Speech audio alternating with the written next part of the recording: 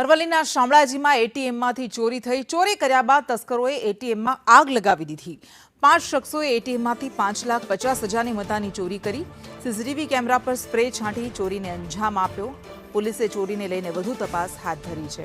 યાત્રાધામ શામળાજીમાં એટીએમ કાપી 5.5 લાખની ચોરીને અંજામ આપવામાં આવ્યો। બસ સ્ટેશન વિસ્તારમાં ખાનગી ગમના એટીએમમાં ચોરીની ઘટના। રાત્રિ દરમિયાન અટ્ટીગા કારમાં આવેલા 5 શખ્સોએ ચોરી કરી અને એટીએમ કાપી રોકડ ચોરી ગયા અને ત્યારબાદ એટીએમને આગ લગાડી દીધી।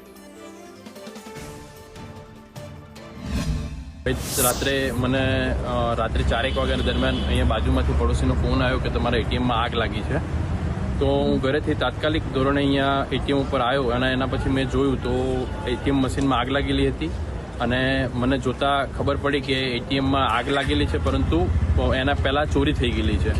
જેના સીસીટીવી ફૂટેજ અમે જોયા તો એના અંદર એવું જાણવા મળ્યું કે એક એર્ટિગા ગાડી લઈ અને 5 ઈસમો આવ્યા હતા અને ઈસમો ગેસ કટર વડે એટીએમ મશીન કાપી અને અંદાજિત રકમ 5.5 લાખ રૂપિયાની સમથિંગ લઈ ગયેલા છે અને એટીએમનું નુકસાન થયેલું છે।